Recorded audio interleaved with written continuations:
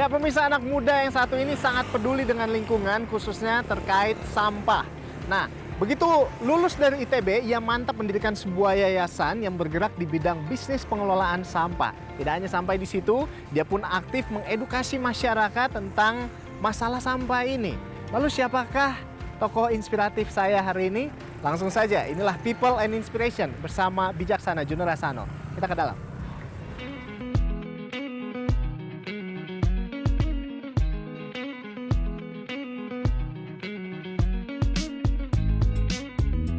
Sampah yang selalu dianggap masalah jadi ladang bisnis sekaligus kepedulian pemuda asal Banyuwangi ini.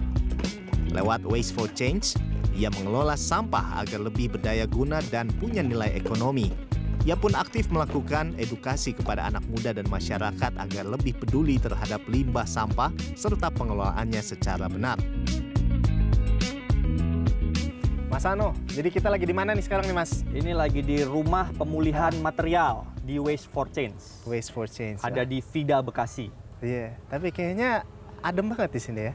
Iya ya, aneh ya, Bekasi tapi adem. Ya. Mungkin karena dibangun lingkungannya seperti ini kali ya. Betul, kita menggunakan bambu, tanam-tanam. Ini bukti kita juga sayang lingkungan. Nah, itu dia. Ini kalau ngomong soal cinta lingkungan, ini kita nggak perlu lagu lagi sama Mas Sano ya. Mas Sano nih dari bangku sekolah, ini sudah sangat terkenal, sangat peduli dengan lingkungan. Ya. Wah, itu sempat dikucilkan nggak sih di antara teman-teman lain yang suka buang sampah sembarangan, mungkin diomelin atau gimana? Enggak, Mas, malah dapat jodoh. Oh, dapat jodoh. Wah, keren banget. Jadi ceritanya dulu waktu saya SMA dari Banyuwangi, Jawa Timur, saya tuh bingung. Kira-kira mau kemana masa depannya, mau kuliahnya kemana gitu ya. Jadi bertanya pada diri sendiri gitu ya, bertanya kepada Tuhan, kemudian saya dapat semacam jawaban pada waktu melihat TV, Mas.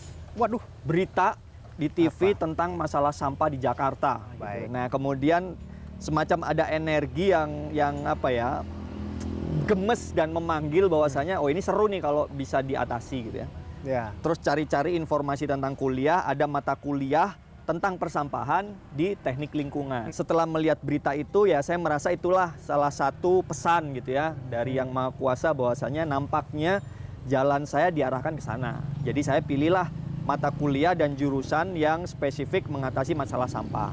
Nah, sejak kuliah ya, saya aktif di bidang lingkungan dan di bidang persampahan sampai lulus dan sampai sekarang. Dan ternyata pada saat setelah dijalani, saya menilai apa yang saya lakukan sekarang dengan teman-teman ini tidak salah pilih, Mas. Karena kebutuhan terhadap solusi-solusi permasalahan lingkungan itu makin meningkat. Karena kerusakan lingkungan makin sering dan makin banyak terjadi. Gitu. Iya, jadi bisa dibilang Anda tuh begitu terpanggil melihat situasi di sekitar, mungkin apakah gemes juga nggak sih waktu itu dengan lingkungan sekitar? Saya sih sangat gemes ya. Saya di rumah nih lingkungan. Saya sempat ngomel-ngomelin nih orang yang buang sampah sembarangan. Anda pernah mengalami masa-masa seperti itu seperti apa? Pasti ada lah. Waktu di lingkungan dulu, di rumah. Untuk mengedukasi orang segala macam, mulai dari respon yang positif, respon yang aneh, itu semuanya diterima pastinya. Setelah saya coba cek kembali kenapa saya kok cenderung memilih ke arah isu lingkungan, ternyata saya menikmati hidup ada di desa dulu waktu kecil. Menikmati sawah, mandi di sungai, segala macam gitu ya. Tuh. Jadi ngelihat kondisi sungai yang sekarang kayaknya saya nggak rela anak saya mandi di sungai, Mas. Jadi itu salah satu panggilan kenapa mungkin saya tertarik di bidang lingkungan. Gitu. Baik. Singkatnya, waktu itu selesai kuliah langsung mendirikan yayasan ya di bidang lingkungan, namanya Greeneration Indonesia. Betul. Bisa dijelasin seperti apa itu? Greeneration Indonesia ini saya dan teman-teman membuat sebuah wadah atau organisasi untuk anak-anak muda Indonesia ya, Green Generation gitu ya. Yang gemes juga terhadap masalah lingkungan di Indonesia dan ingin berkontribusi, ingin beraksi, memberikan solusi. Tahun berapa itu kalau bisa Itu tahu? tahun 2006 sebagai aksi pertama dan gagasan awal. Sejak itu kita aktif melakukan upaya edukasi, kampanye, advokasi yang sifatnya memberikan peningkatan kesadaran dan informasi terkait gaya hidup ramah lingkungan. Nah, itu kita lakukan semua, Mas, level mulai dari sekolah gitu ya, ke kantor, bahkan ke ibu-ibu rumah tangga gitu. Kita punya tim untuk terjun langsung ke lapangan. Selain itu kita punya program yang sifatnya kampanye sistemik untuk mendorong perubahan kebijakan terhadap pemerintah.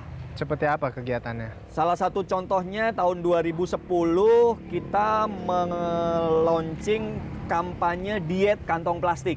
Oke. Jadi 2009 kita melakukan riset, ternyata kantong plastik di Indonesia itu masyarakat Indonesia nyampah satu orang itu 700 lembar per tahun, Mas, satu orang. Tinggal dikalikan aja seberapa banyak sampah plastik yang beredar di lingkungan ya, nyampah nih. Nah, kita melakukan sebuah kampanye diet kantong plastik. Upaya untuk kita bijak dalam mengonsumsi. Kita nggak bilang say no ya, tapi kita konsumsi, lah ya. betul. Nah, sejak itu kita kampanye mulai dari edukasi, turun ke jalan, melakukan riset, kampanye, terus kemudian kita juga bergabung dengan teman-teman yang lain membentuk yang namanya Gerakan Indonesia Diet Kantong Plastik. Makanya kita rame-rame bikin petisi, kita serahkan ke pemerintah. Kemudian yang kebijakan sempat rame kantong plastik harus bayar Rp200, itu upaya dari gerakan kami dan teman-teman, Gerakan Indonesia Diet Kantong Plastik. Nah, itu salah satu upaya-upaya yang kita dorong, Mas. Mulai dari perubahan kebijakan, perubahan perilaku, perubahan sistem. Dan itu kolaborasi, nggak bisa kerja sendiri, Mas. Dan kolaborasi itu unik, Mas. Tarik-menarik antara berbagai kepentingan, ego, dan segala macam. Dan saya banyak belajar lah. Banyak belajar bagaimana kira-kira bisa berhadapan dengan banyak orang. Ada orang yang sebel, ada orang yang seneng, ya kita jalan terus aja, Mas. Tapi untungnya respon masyarakat lumayan positif ya.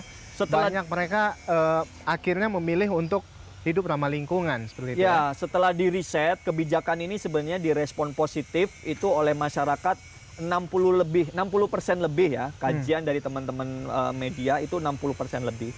Dan kebijakan ini juga sebenarnya mampu betul-betul mengurangi penggunaan kantong plastik. Luar biasa. Nah, di satu sisi kami juga mendorong bahwasanya kita perlu mengubah pola ekonomi kita, Mas.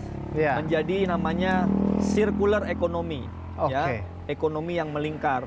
Kita melihatnya sampah, namun kalau kita melihat dari angle lain itu adalah material, bahan baku, Mas. Nah, baik. Sebelum kita lebih jauh ke sana, kayaknya saya mau lihat ke dalam. Boleh, bisa nih, Mas ya. Let's go. Tetaplah di People in Inspiration, kami segera kembali.